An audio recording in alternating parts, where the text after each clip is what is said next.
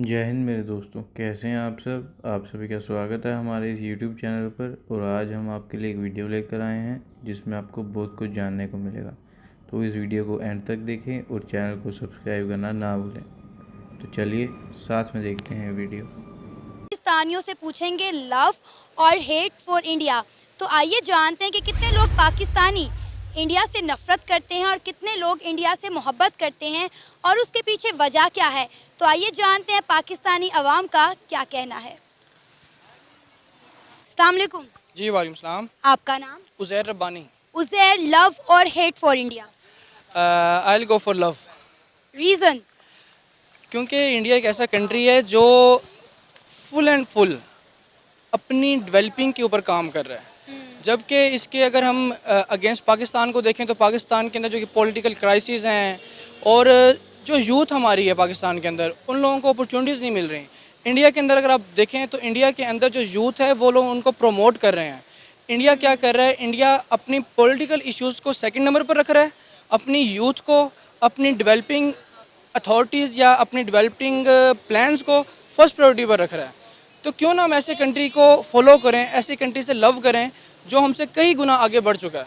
अगर इंडिया को हमने इसी तरह हेट करना है यार कि वो हमारे बॉर्डर पे है या ये है ये वो है, हेट करने की वजूहत होनी चाहिए, लेकिन ये है कि फ़िलहाल मेरे पास इस टाइम लव करने के जो परसेंटेज है या जो वजूहत हैं वो ज़्यादा हैं। Thank you. जाहिर है 75 सालों से हमारे सियासतदानों ने इंडिया से हेट करने के अलावा और कुछ नहीं किया और इस हेट रेट में हमें कुछ हासिल भी नहीं हुआ। बिल्कुल ऐसे ही है, बिल्कुल ऐसे ही है। अब हम लोग टीवी चैनल खोल लें तो हमें सिर्फ पॉलिटिशियंस यही बताते हैं कि यार इंडिया ने ये कर दिया, वो कर दिया, वो कर दिया, लेकिन सोशल मीडिया के दौर में जब हम अदर प्लेटफॉर्म पर जाते हैं तो हम लोगों को फिर पता लगता है कि यार इंडिया कितना प्रोग्रेस कर चुका है। अब रिसेंटली उन्होंने अपना चंद्रयान 3 लॉन्च किया था। अनफॉर्चुनेटली वो सक्सेसफुल नहीं हुआ, लेकिन वो एफर्ट तो कर रहे हैं। फर्स्ट अटैम्प्ट की, सेकंड अटैम्प्ट की, थर्ड अटैम्प्ट, वो उन्होंने ये नहीं किया कि यार एक दफ़ा किया, दो दफ़ा किया और ख़त्म कर दिया। वो कंटिन्यूसली ट्राई कर रहे हैं। एक दिन इंशाल्लाह मुझे उम्मीद है कि वो सक्सेस होंगे और हम लोग उन लोगों को देख कर फिर ही कोई सबक हासिल कर सकेंगे। सही। अच्छा, आपको लगता है कि दोनों मुल्कों की जो अवाम है उनके दरमियान नफ़रतें कम होनी चाहिए और मोहब्बतें परवान चढ़नी चाहिए? क्योंकि ये चीज़ बहुत ज़्यादा देखी गई है कि इंडिया के लोग पाकिस्तानियों से और पाकिस्तानियों के लोग इंडिया से कहीं ना कहीं बहुत ग्रज रखते हैं, नफ़रत करते हैं, एक नफ़रत का एलिमेंट पाया जाता है। जी बिल्कुल, वो जो एलिमेंट है ना, मेरे नज़दीक, मेरी स्टडी के नज़दीक वो सिर्फ़ इस्लाम के बेस पे आ जाता है। वो सिर्फ दीन के बेस पे आ जाता है कि यार ये लोग मुस्लिम हैं, ये लोग ये हैं, और हम लोगों के माइंड में क्या है? हम लोगों के माइंड में यार वो लोग हिंदूज़ हैं, वो लोग नॉन मुस्लिम हैं। सिर्फ इस बेस पे ना ये जो नफ़रत वाला है, जो क्रिंज वाला कॉन्सेप्ट है, ये सिर्फ इस बेस पे मैटर करता है।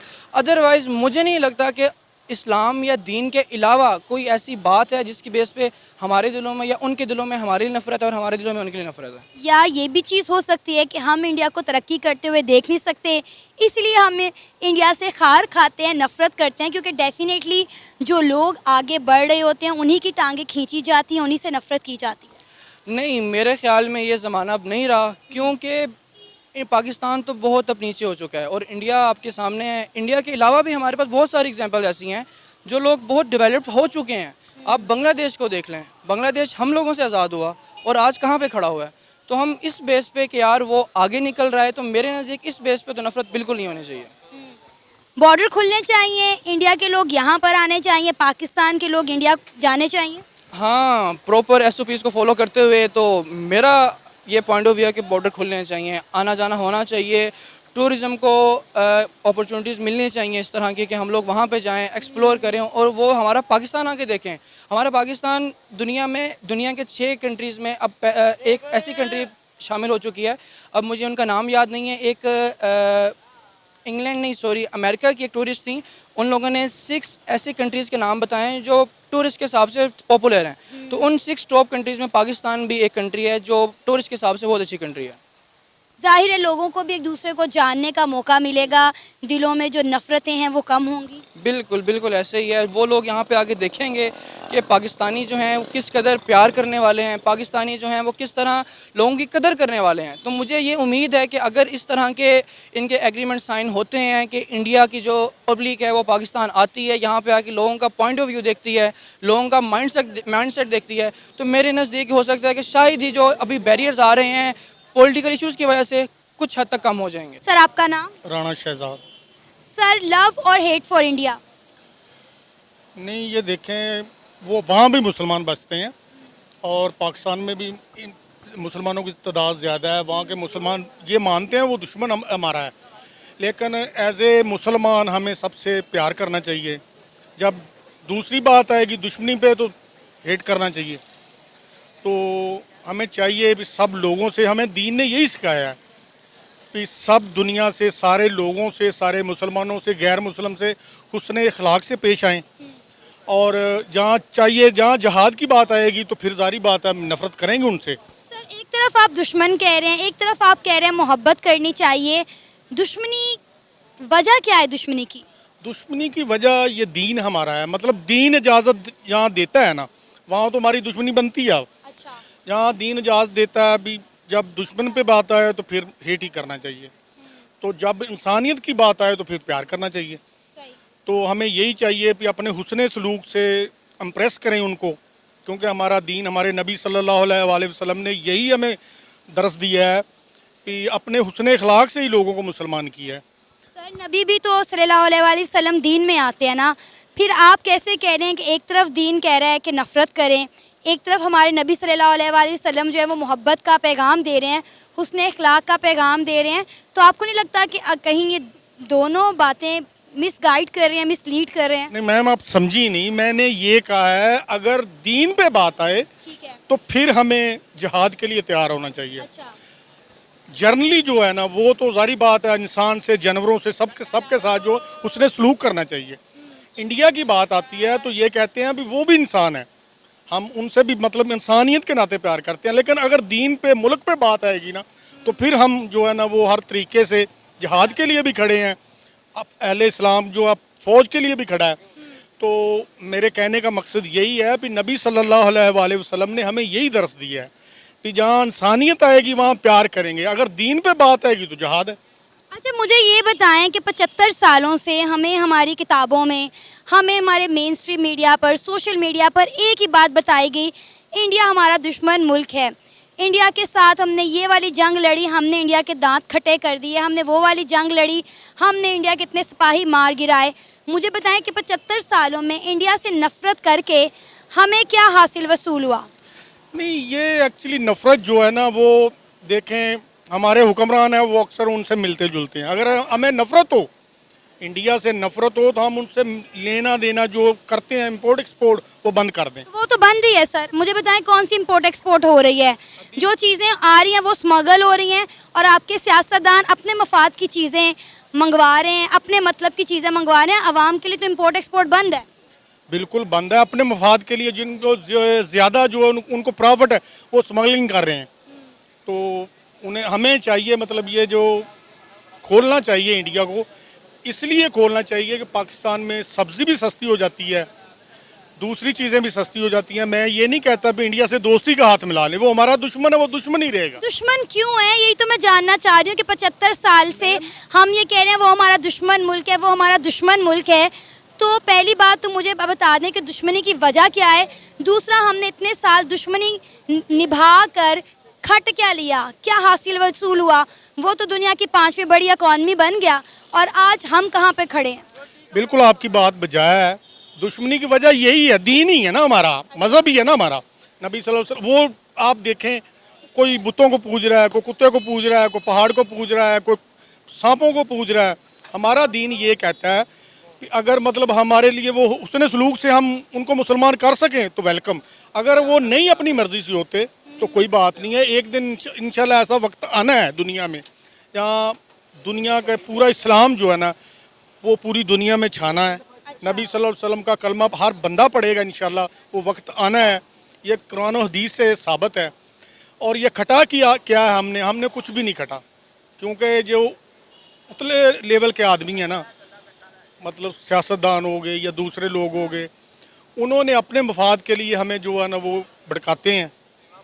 अभी ये देखे सीमा का जो शोर मचा हुआ है, वो उधर क्या कर रही है, हर बंदा सोशल मीडिया पे यही कह रहा है अभी सीमा ये है, सीमा एजेंट है, ये है वो, ये एक डिफरेंट मामला है।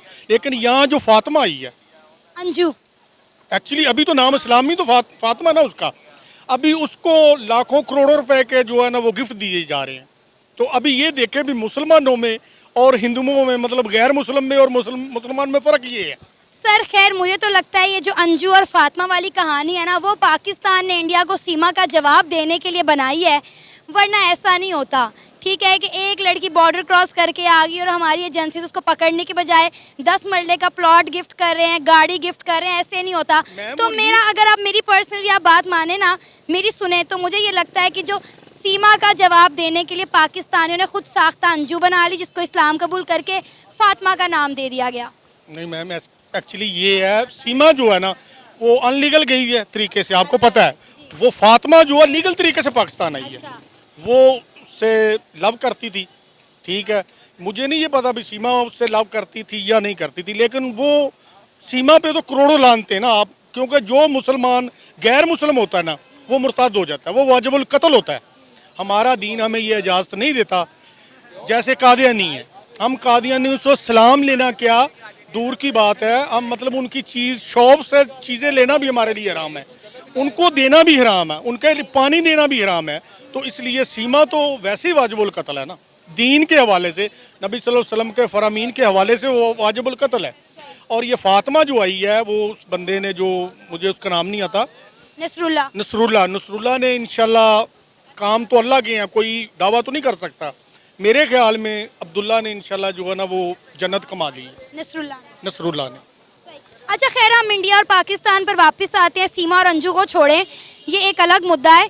मुझे ये बताएं कि अब आपको क्या लगता है कि दोनों मुल्कों के दरमियान, क्या आप चाहते हैं कि दोस्ताना माहौल कायम होना चाहिए, नफ़रतों को कम होना चाहिए और मोहब्बतों को परवान चढ़ना चाहिए? सारी बात है, मोहब्बतें होनी चाहिए। तो ये चाहिए हमें भी, हम जो है ना उनसे लेन देन करें, हमारी जो है ना वो मतलब इंपोर्ट एक्सपोर्ट का करें, तो बड़ा महंगाई पे बड़ा फ़र्क पड़ता है। मतलब प्याज ले लें, कोई चीज़, टमाटर ले लें, मतलब खाने पीने की कोई चीज़ भी है वो ले लें, उसको कीमतों में फ़र्क पड़ता है। मैं खुद ज़िम्मेदार हूँ।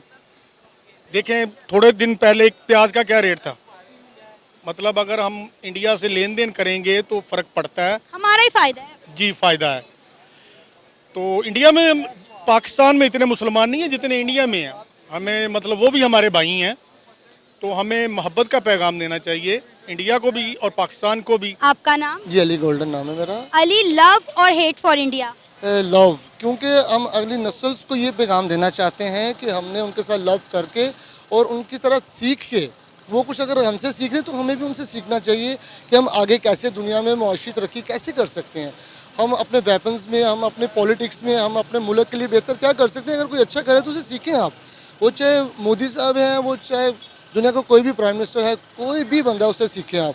अगर आप दिल में बुग़्ज़ रखेंगे किसी भी तरह से, किसी भी, अगर वो इंडिया है तो जैसे हमारे ज़हन में डाला गया कि वो इंडिया हमारा दुश्मन है, वो आगे लेके चलेंगे तो वो नस्लों को बर्बाद कर देगी। ये बात है, आप उनके साथ प्यार ही नहीं कर सकते।